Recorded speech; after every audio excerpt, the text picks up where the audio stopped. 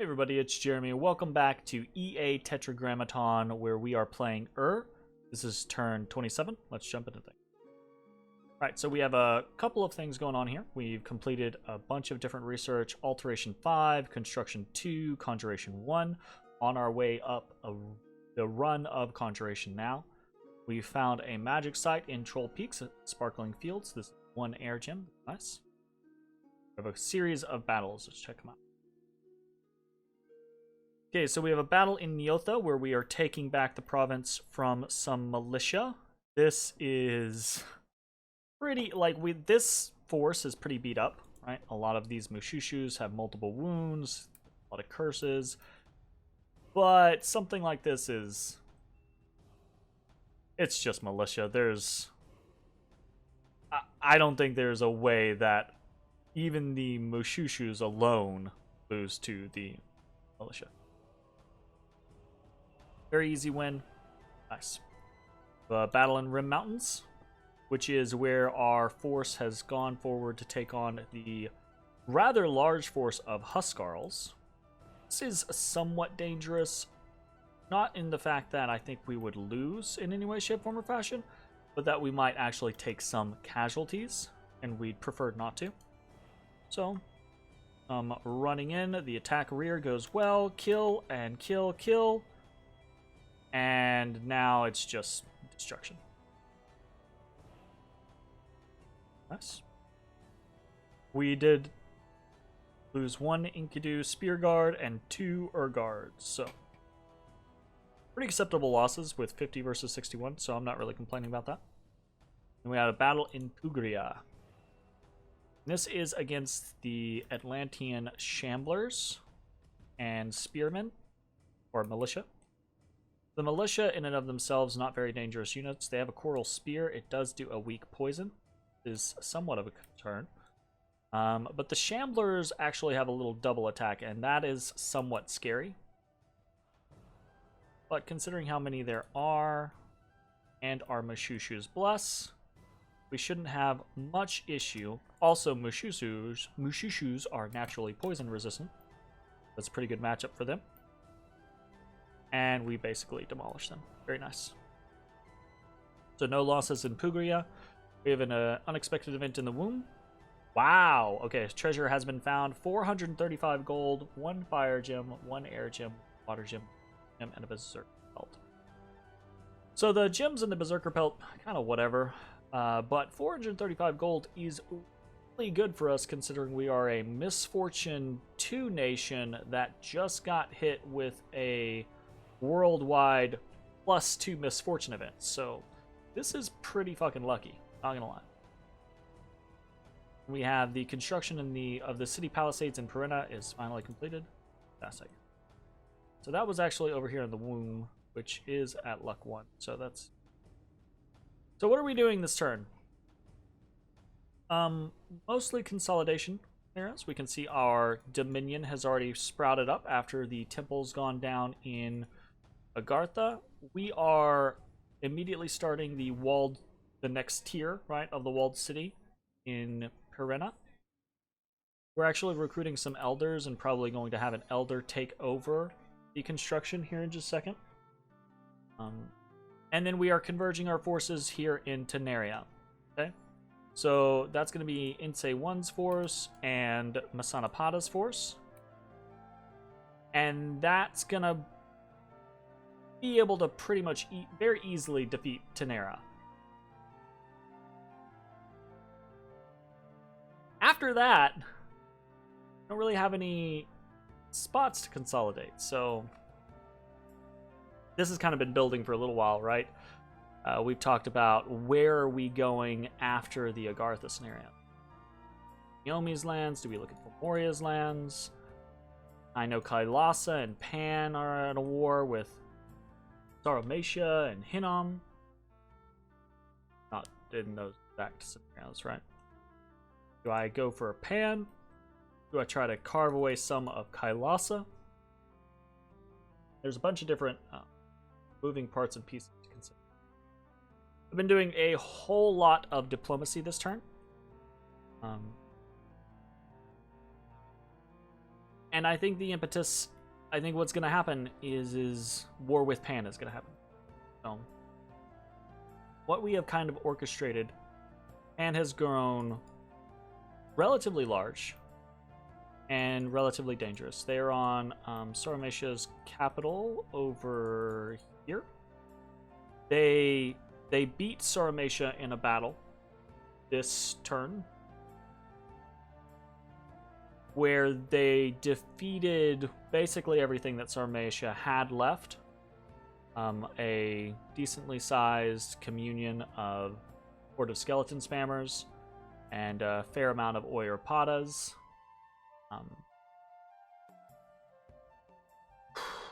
Pan brought a force of close to 80 White Centaurs, and I think close to like 50 or 60 Maeonids, plus priests and some other casters. And it was a good fight from when I saw of it. I saw a battle report of it.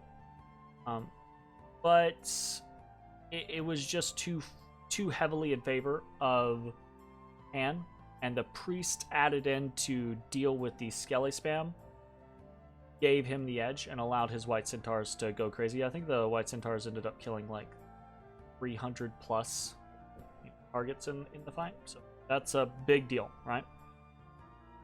So Pangea has their territories, which were a nice expansion. They have a portion of Tir Nanog's territories, and now they have a good portion of Saramatia's territory. And they're at war with Kailasa, and Hinnom is also in that war. What I have orchestrated in conjunction with other players, right? As of right now, and this might change later, as hopefully that if we get more people involved.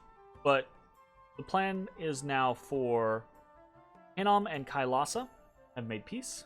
Hinnom is going to get back the lands that Kailasa has conquered from him.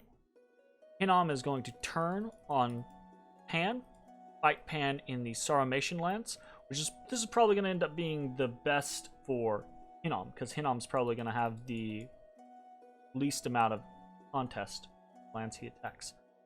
Kailasa is going to push from the north, and I'm going to push in from the east.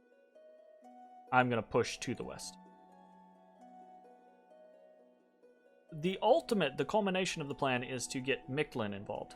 Mictlan so far has not been super responsive. They might just be busy, right? Because diplomacy, when diplomacy like this happens, right, it tends to happen like very rapidly within a turn or two. And sometimes, you get super bogged down and you can't respond. I actually had that happen with Kailasa. Honestly, if I had jumped in on things sooner, I might have been able to prevent Saramatia's death by moving on Pan. I think Pan would have just turned around and killed me at that point, though. So I think this is probably going to work out the best for us. But the plan would ultimately be to have Kailasa, Hinnom, and Mictlan against Pan, to hit them hard and fast and end that threat. And also, right, because, for example, the other reasoning is if it's just like Kailasa and myself, we might be able to win out in a long protracted war against Pan. But what's invariably going to happen is one of us is going to get the better end of the deal, which means someone's going to be left weak and the other person's going to be left strong, right? Which is almost always what happens in these 2v1 wars, right? Like in Hinnom's case right now. Hinnom was in technically it was 2v2, but Hinnom is the one that got left weak, and Pan was the one who got left strong, right? So what we're trying to avoid here by having 4 participants is to hit Pan so hard and so fast as to mitigate our own losses, but also as to prevent any one person from getting the better end of the deal, right? In theory, we should all come away with a couple of pieces of land, a fort or two, and done deal. No one ends up being a giant. No one ends up being in a super strong position. Probably not what's going to happen. More than likely, someone's going to take the brunt of the damage. And I'm hoping it's not going to be me. Also, I'm hoping that no one stabs us in the back while this is happening, because it's entirely possible that that is what happens. So, that's the general game plan. We'll see how it goes. I mistakenly thought that I was in a nap with Pan. Okay? And in fairness, I was. I had a nap with Pan. I'd forgotten, though, that we set a time on that nap. That we had a non-aggression pact until turn 20. 20 is come and gone. We have not renewed that non-aggression pact. So, in my original diplomacy with some of the other players, I mentioned having a nap 3. I am basically at this point using the nap 3 as a staging ground for myself, to allow myself however much time I need to say. But that being said, I've basically announced, right, I'm ending my nap 3 this turn. I've told my alliances. So in theory, I should be attacking on turn 30 or 31, as it kind of like works out. And that's what we're coordinating for. But unless someone has spilled the beans, Pan does not know this. So my attack should come as a surprise while Pan is dealing with Kailas's forces, and while Pan is dealing with the betrayal of Hinnom. Hopefully, while Pan is dealing with Miklin's forces as well. So, fingers crossed. We'll see how it goes. Let's take a look at recruitment real quick. So I'm recruiting in preparation, right, kind of for this war. I'm recruiting forces here in Könberg.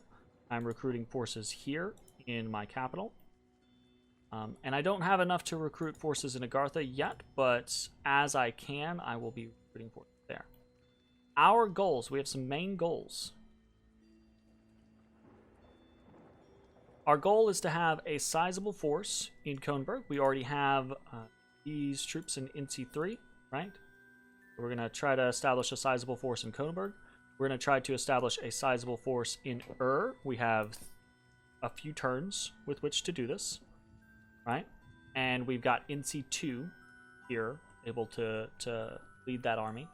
And then up here we have Inci 1, 2, and 3, right? Along with Masanapada, that can lead the army. So we have an army in the north with Agartha, and we'll have 2 armies in the south. The plan with Agartha's army is basically to hit Monarch Woods, right, and try to crack that and hold that as a force into this territory, right? And then to have all of the focus for me be down here. Maybe to the point that I do a hard thrust to Pangea. Only issue with that is fighting Pangea means fighting assassins. And absolutely his hags, his dryads are going to be at form spam. He's super annoying to deal with. If I play this right though, actually has a very interesting way of dealing with this. Aside from trying to utilize bodyguards and everything like that, is a nation who already produces a lot of additional commanders. And those are my Enkidu elders. But my Enkidu elders are here and have been around, and they're providing a great service for my nation. And it is at this point, right, that when we go to war against assassins, we conscript those elders and we bring them along because they create additional targets for the assassins. And that, I honestly think, is the true way to deal with assassins. Is an assassin can only target one person per turn. And this game tends to favor the assassin, right? All of my mages, even my NCs, which are very powerful, right? They're gonna die to a Swarmcaster.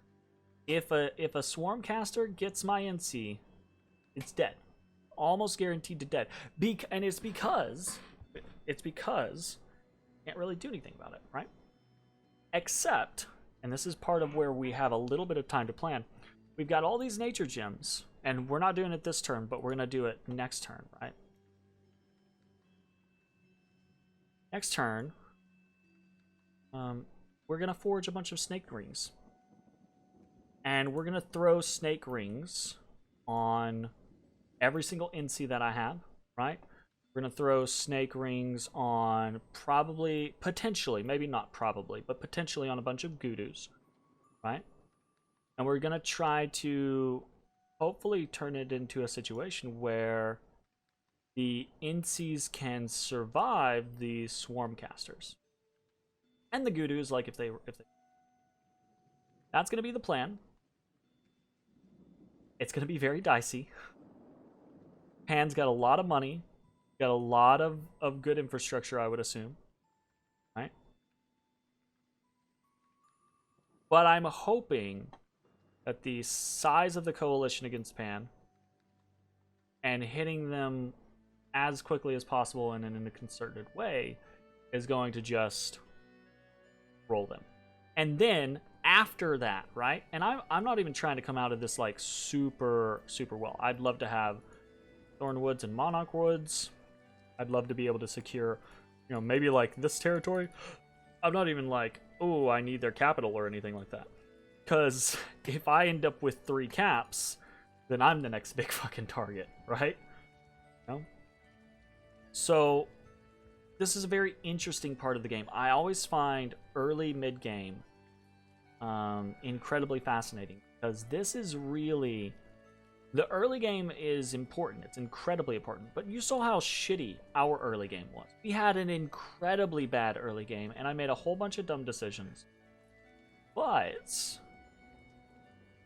diplomacy in the early mid game and selecting your war targets can really change the entire dynamic of the game.